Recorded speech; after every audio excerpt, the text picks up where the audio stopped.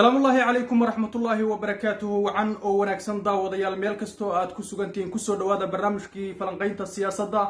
oo aad markasta kala socotaan hadaha oo kale warbaahinta Alool TV barnaamijka maanta waxaynu ku soo qaadan doonaa ama ku falanqayn doonaa siyaasadda cakiran ee ka taagan magaalada Muqdisho ee caasimadda waddanka Soomaaliya barnaamijka si gooniya waxaynu ugu falanqayn doonaa xiisadihii iyo xaaladihii ugu dambeeyay ee magaalada Muqdisho ee caasimadda Soomaaliya daawade haddii aad ku cusub tahay channelka subscribe deh ee warbaahinta Alool TV sidoo kale waxaad kala socon kartaa Facebook Twitter-ka halkana haddii aad ku cusub tahay subscribe deh asxaabtaadana la wadaag daawadayaal aynu ku bilownay xaalad aad u qalafsan ayaa ka taagan magaalada Muqdisho ee caasimadda waddanka Soomaaliya taas oo salka ku haysa doorashooyinkii lagu muransanaa iyo 19 bishan oo maalinta bariya ku beegan mudaharaad loo ballansan yahay oo ay ku dhawaaqeen midowga musharaxiintu kal hore kuwaas oo sheegay in ay mudaharaadkan ku qabanayaan dalka jirka daahsoon oo aan sidaaba uga fogeyn ee halka looga arrimiyo dalka ee filla Soomaaliya wararkii u dambeeyay haddaba aan markaynu isku soo xoorino waxa ay sheegayaan in hotelka Naasa Hablood oo aan madaxtooyada waxba ka dheerayn ay soo dageen labadii madaxweyne ee hore ee isku xigtay Xasan Sheekh Maxamuud iyo Shariif Sheekh Axmed oo ciidamo fara badan wata iyadoo sidoo kalena ay halkaas la wareegeen ilaaladooda hotelkaas ay la wareegeen halka ciidamada koofiyad guduuduna ay isku hareereeyeen daljidkii daahsoonaa ee mudaharaadka loogu ballansanaa inuu ka dhaco iyo agagaarka hotelka Naasa Hablood ee musharaxiintu ay degan yihiin halka hotel SWL oo lagu ballansanaa in ay soo degaan Cabdiraxmaan Cabdishakuur Xasan Cali Khayre ra'iisul wasaarihii hore ee Soomaaliya iyo Daahir Geelle ay ciidanka koofiyad guduuda ee madaxtooyada Soomaaliya ay hotelka la wareegeen diideen inay kuwaas soo degaan iyadoo oo wararka u dambeeyay ay sheegayaan in madaxtooyada filla Soomaaliya ay banaanka u soo saadhay dhowr iyo 20 beebe oo ay ku hareeraysan yihiin ama ag joogaan hotelka madaxweynayaashii hore ay degan yihiin dadka ka agdhow goobtaas waxa ay Alool TV u xaqiijiyeen in xaaladdu aad ay u cakiran tahay una muuqato in ciidamadu ay soo hor fadhiyaan iyadoo agagaarka madaxtooyada iyo daljirka daahsoon ee mudaharaadka loo ballansanaa inuu ka dhaco dhammaanba dadkii deganaa ay halkaas isaga qaxeen halka dawladdu maalintii shalay ahayd ay sheegtay in aan wax isu imaatina iyo wax mudaharaad la yiraahdaa uusan jiri karin cabsida laga qabo COVID-19 oo mar kale ku soo laba kacleeyay guud ahaan Soomaaliya haddaba xaaladan cakiran ee hadda soo kordhay ee u dhaxaysa midowga musharaxiinta iyo xukuumadda ee doorashada ku aadan iyo mudaharaadkan la qabanqaabinayay ayaa cirka ku sii shareertay kadib markii labadii madaxweyne ee hore xalay saq dhexe ay soo degeen ee hotelka Naasa Hablood oo aan waxba u jirin halka dalka looga arrimiyo ee filla Soomaaliya iyadoo oo heegan sarena la geliyay ciidamada ilaaliya madaxtooyada filla Soomaaliya iyadoo saakal arkayay ciidamo badan oo ka tirsan kuwa gorgor iyo haramcad oo wasaaradda gaashaandhiga ka soo baxay oo madaxtooyada ku sii qulqulaya ereyadeeda halka labadii madaxweyne oo horena ay halkaas ayagu haatan saldhig ka dhigteen ee hotelkii SWL-na ay ciidanka koofiyad guduuda ee madaxtooyada ilaaliya ay u diideen ama ka soo celiyeen musharaxiin Xasan Cali Khayre iyo Cabdiraxmaan Cabdishakuur iyo Daahir Geelle oo rabay halka ayaguna inay saldhig ka dhigtaan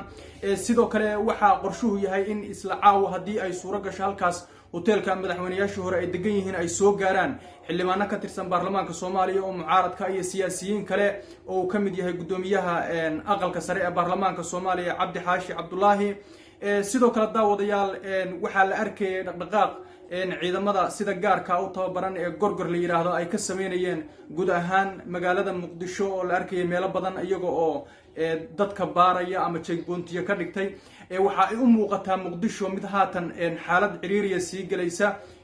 dadka qaybtood waxa isla dhexmarayaan in aysan tano dagaal ka fursan doonin maadaama ay dawladuna halkii mucaaradku ay ku ballansanayeen inay mudaharaad ku qabtaan ay dawladda ciidamadeedu la wareegeen halka mucaaradkuna ay leeyihiin mudaharaadku ilow waa u dhacaya dawladuna warbixinteeda ay ku sheegtay in cabsida coronavirus laga qabo aysan jiri doonin wax isu imaatina ama mudaharaada halka mucaaradkuna ay ku adkaysanayaan oo madaxweynihii hore ee Soomaaliya Xasan Sheekh Maxamuud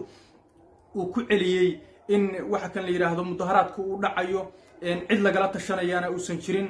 guud ahaan xaaladda magaalada Muqdisho ee caasimadda waddanka Soomaaliya ayaa laga dareemayaa cabsi xoogan iyo in ay aad xaaladeeda amni ay u soo xumaanayso musharaxiinta laftigooda ayagu ciidamo badan ayay wataan oo waxa weeye iyo gaadiid dagaal oo hotelka Naasa Hablood guud ahaanba amaankiisa ayaga la wareegay halka ciidamada kale ee madaxtooyada oo baabuurta gaashaamana beebayaashu ka mid yihiin wata ay hoteelka goonyihiisa ayaguna fariisimo ka dhigteen. waxay u muuqataa in xabaddu afka ay isu saaran tahay balse aysan weli qoriga ka bixin.